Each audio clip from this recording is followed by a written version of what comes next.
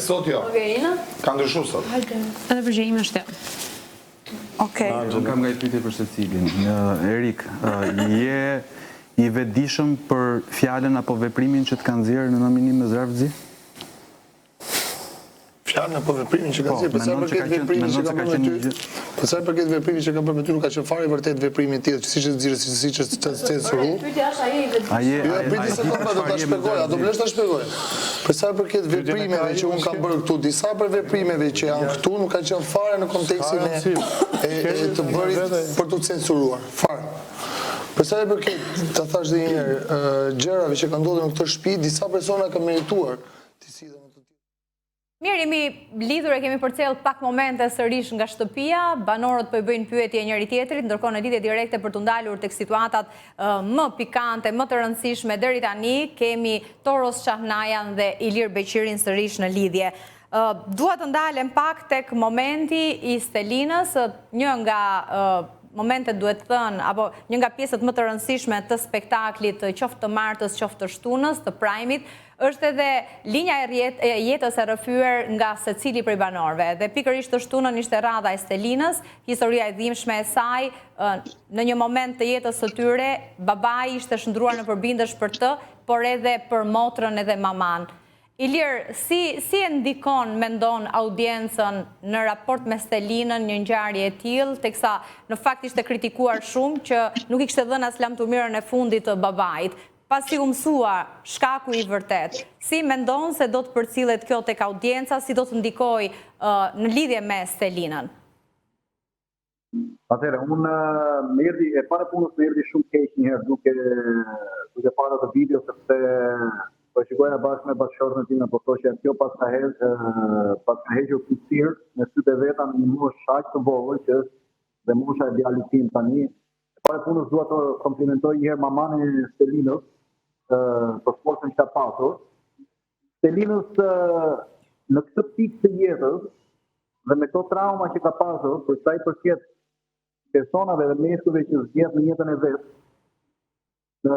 nëse më përpara po edhe mund ta gjykoja DC për zgjedhjet që kishte bërë me kesin për sa i përket llafeve që fliten nëpër Kapelera në Tiranë, nuk i bë dot faj sepse to janë tashmë të studiuara, të certifikuara këto lloj sjelljesh nga persona që në moshë të vogël kanë qenë të traumatizuar ose të abuzuar, e kupton? Ajo pjesë Stelinës e ka ndarë pak a shumë në gjysmë opinionin e shqiptar ose opinionin e dëgjuesve, për sa i përket pjesës, disa e vlerësojnë për atë pjesë që ka dhe për punën që ka gjetur për të ringritur, kurse disa të tjerë pastaj siç ndodh rëndom me komente dhe me fjalë avashqiptare e kritikojnë për pjesën se si vazhdon të zgjedhë, se si mojluma dhe e ditur çfarë mund bëjë një mashkull, se vazhdon kështu domethënë. Gjithsesi, long story short është që kjo gjë i ka dhënë vëmendje mediatike dhe mua më pëlqeu dhe shumë reagimi, domethënë mimika dhe qëndrimi i Stelinës gjatë gjithë kohës që trajtoi kjo pjesë. Realisht unë mendoja që Stelina do të bërë në një lloj nga ato të qarat alla Falco, që bënte kjo e Alba e Kosovës, pa jo e trajtoi atë lloj, edhe mbrapa në ekran atje, domethënë e trajtoi në një mënyrë dhe në të vërtetë prej një zonje të hekur të fortë dhe për këtë dua ta komplimentoj. Gjithsesi kjo gjë i ka dhënë vëmendje mediatike dhe varet nga ajo pastaj nga lëvizjet e radhës që do bëj për ta trajtuar më shumë në dobi të saj ose të kthejë ato gojet e ligat në favorin e saj. Pasi rrëfeu historinë e dhimbshme të jetës së saj, Stelina pati një surprizë, takimi me motrën, megjithatë me motrën e Stelinës u takua dhe Miri. Madje pati një batut në një moment të Ledionit që do duhet inside story që të hetoj çfarë kanë thënë në lidhje me njohjen mes tyre dy banorët si qëndron. Edhe kesi është përfshirë në fakt më herët në disa deklarata e madje Miri, sikundër është bërë me dije, i ka kërkuar personave që kanë lënë përgjegjës jashtë shtëpisë që ta ndjekin edhe në rrugë ligjore në raport me kesin. Toros. Janë pallavra me mbretën. Jo, nuk dohet doja ta përgoja atë të Ilirit që tha ajo mbajtja dhe forca një femre e hekurt e Stelinës ishte e përkryer. Mua më pëlqen Stelina edhe se si reciton dhe si e përballon. Nëse do të flasim për tragjedinë foli Iliri dhe nuk do t'i heq asgjë, por vetëm doja të shtoja, ne si komb jemi të gjithë nga një tragjedi. Nëse Shakespeare zgjohet, rimëshirohet nesër, do të shkruaj vetëm për Shqipërinë, për tragjedinë që kemi në çdo familje.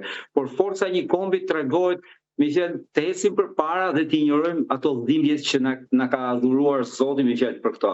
Për sa i përket Stelinës, po i përballon shumë bukur me fjalë, vjen nga një familje e përkryer, ajo nëna vetë është trimëresh, siç janë gjithë nënat shqiptare, me fjalë më para zgjatur shumë, por Stelina ka një recitim që mua më çon fare dhe edhe kur bën ato romancat, edhe kur flet me Kesin, ka një kontroll të vetes me fjalë, për sa i përket kësaj.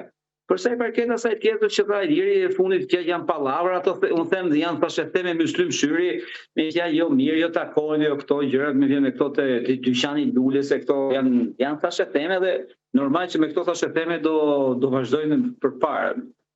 Megjithatë duket se Miri nuk e ka marrë aq me lehtësi, aq me sportivitet, atë që tha Kesi për të.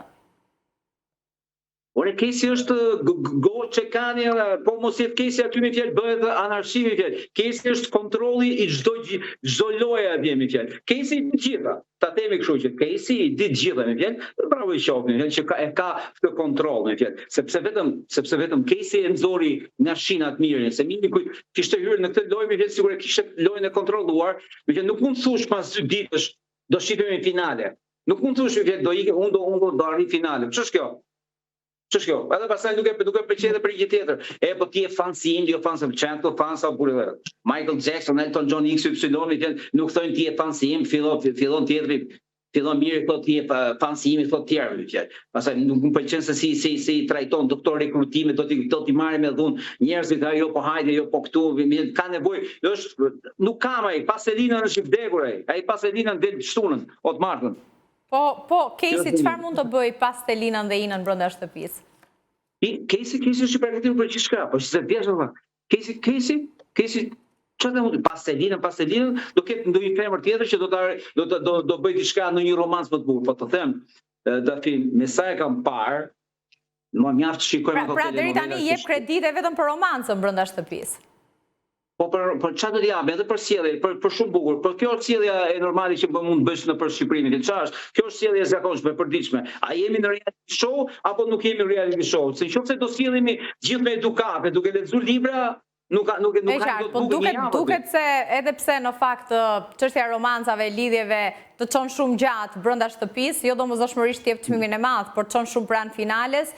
Një tjetër banore duket se ka zgjedhur të mos e përdor. Bëhet fjalë për Brikenën, e cila nuk ka nguruar, madje ka ndryshuar, duke hequr nga nominimi Stelinën, e cila ishte si një banore vetme me Inën, dhe ka çuar Mateon. Ka dhënë më pas edhe shpjegimin, duke qenë se kishte avantazhin pse shfrytëzoi në këtë mënyrë.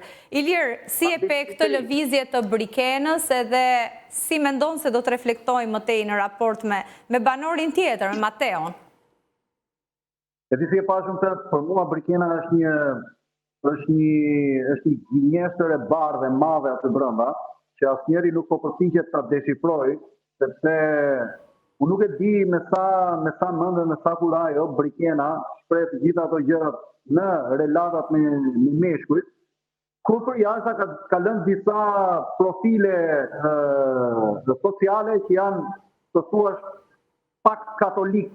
Në krahasim me atë që po shpreh, nuk po gjykoj pjesën dhe impostimin e saj në publikun shqiptar. Por ti duhet mbash një linjë koherente, një linjë konstante për asaj gjës që ti lë për jashtë dhe gjës që lë brenda. Gjës që shfaq brenda. Mirë, e pe këtë nominim si një hakmarrje ndaj deklaratës Mateos për puthjen mes tyre? Mendova që Brikena ka frikë në një shprehje, në një zhvillim më të mundshëm të historisë eventuale që mund të kenë pasur ta, dhe ka thënë sa të merren pastaj me gënjeshtrat të tjera që mund të më nxjerrë Mateo, më mirë po e kanceloj, të paktën këtu brenda me këta persona nuk do më dali gjë, me popullin duke mos pasur një përqasje të drejt për drejt, do me thënë dhe për të folur dhe për të dëgjuar, do menaxhohet si do menaxhohet, së dia me madhe 3 ditë mendoj se kështu e ka bërë analizën Brikena. Do me thënë e ka nominuar duke parë që dhe personat e tjerë ishin relativisht të fortë, e kupton? Ka shpresuar që ta nxjerrë për jashtë që eventualisht në qoftë se Mateu ka një as në mend që nuk e ka përdorur akoma për pjesën e gentilesës për kundrejt Brikenës, ka thënë sa ta nxjerrë që më mirë po e nxjerrën të për jashtë, e kupton, dhe mirë bukur këtu më del gjë vazhdoj lojën time, nga për jashtë nuk do ndihen të cënuar sepse njerëzit nuk do i dëgjojnë dot, e kupton, kështu që Po ndërkohë Mateo nga ana tjetër, si po e përcjell Toros? Unë i tha i diri, po dhe më po them diçka që Mateo... Brikena ka dashur që të shpëtoj nga çdo deklarata apo as në mend që mund të ketë Mateo. Gjithsesi, duke qenë në nominim Mateo mund ta përdor këto ditë, derisa nesër është spektakli i radhës ku do të mësohet më pak i votuari. E ndërruar Dofin, Brikena s'ka jeton në Itali, emancipim, vajzë europiane, tash shkon bën mua këto me fjalë, mos si thuj ti këtë, po nuk ka ndodhur gjë këtu, me fjalë, Brikena ka një histori për jashta dhe i ka treguar që nuk ka pas ndonjë lidhje, se nuk ka pas Alamet Shuni është dhe Mateo, po të kesh pas lidhje me Mateo, nuk është i shëmtuar i mërburit. Është një Alamet Shuni, nese, iku kjo. Po ç'është Brikena që e pengon? Urdhëron? Unë s'po e kuptoj për çfarë ka thënë të dhe për çfarë i qëndron Partizani kësaj gjë, çfarë do të tregojë? Unë ka frikë, o Ilir, ka frikë se mos hyn te truri vajzës si më shumë që ka frikë, nuk dua ta tregoj. Po atëherë mos jeton në Europë, më por edhe jetoni me këto mbrapshtinat, me këto 20 vjet, 50 vjet mbrapa. Tash, për të jem si Brikena, nëse unë kam pas diçka me Mateon, e injoroj, vazhdoj të luaj lojën time, e injoroj, i qesh edhe atë tjetër. Po edhe këto nominimet, më fjalë janë si pa besnikëri, sepse do thosh po ai të shpëtoj për të afruar për të shumë. Nuk e do, okej, distancohem, po jo me këto hakmarrjet, nuk pëlqen këto gjëra. Unë kisha një respekt tjetër për Brikenën, më vjen. Por qëndrimi në Itali nuk është i ka shërbyer shumë, e kanë këtë frikën, të merakun. Jo po mos ashtu, mos ta marri vesh ai. Po lënë më burse jemi në 2026 tash më vjen. Le ti marrim vesh se çka dashuri kemi pas, o kur jemi puthë këtu nëse s'është një gjë më vjen. Mirë, përveç Mateos janë edhe 3 banorë të tjerë në nominim, për shkak se kanë thyer rregullat e vëllait të madh, bëhet fjalë për Inën, Kejsin, Erikun. Pra shtuar dhe Mateo, janë 4 banorë të cilët rrezikojnë, pra njëri prej tyre do të lërë shtëpinë nesër. Kë shihni më të rrezikuar ju? Ilir. Si Eriku. Eriku për mua është fiskëllë për jashtë. Se Eriku? E bukur jo. Do ta them troç fare se unë Erikun e njoh ka qenë Nina më protagoniste apo për shkak të raportit të saj me Kejsin do doja audienca ta mbaj më gjatë në shtëpi? Ina ka romancën me Kejsin, kështu që ata duhet vazhdojnë se s'dën, edhe unë në qoftë se kisha për ta hedhur një votë dëm, do ja hirja dikush tjetër vetëm të shikoja zhvillimet e tyre. Parashikon një lidhje mes tyre?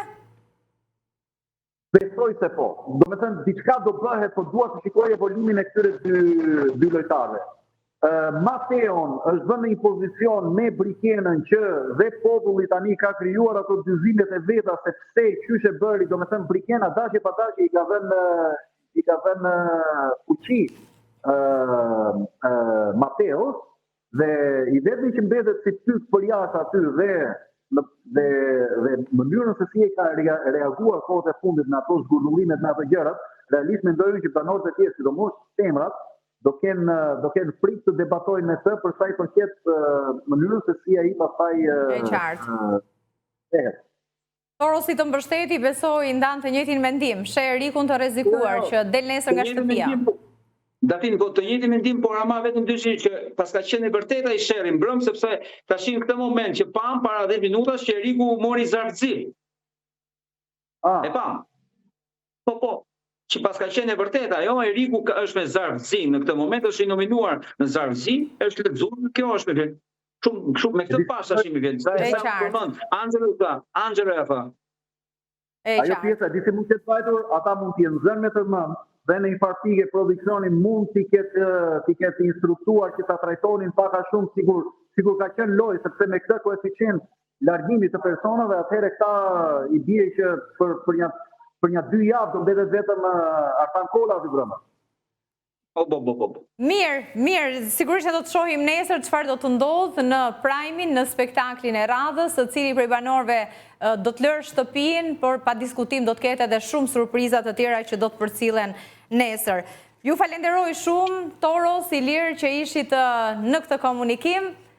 Një natë të qetë për ju, ndërkohë të nderuar teleshikues, faleminderit për vëmendjen. Ishim në transmetim të drejt për drejt nga ora 17 për collëm zhvillimet kryesore të ditës, nisjen e sesionit të ri parlamentar për rreth 20 minuta në debate, akuzat të forta të deputetëve demokrat për kundrejt socialistëve. Peleshi kryeparlamentari mbajti fjalimin e hapjes, por edhe në pak minuta në fund socialistët arritën të miratojnë edhe kalendarin e punimeve për sesionin e ri të sapo nisur tashmë. Ndërkohë ka pasur protestë sot Lëvizja Bashke, po ashtu në orën 18:20 minuta edhe foltorja e demokratëve përpara kryeministrisë, ku është rilancuar nga Berisha dhe demokratët e tjerë protesta e radhës e datës 24 janar, që do të jetë një protestë e fuqishme, revolt paqësore kundër regjimit Rama, u shpreh Berisha. Mirë, faleminderit të gjithëve që na ndoqët, shihemi nesër në të njëjtën orë. Natën e mirë.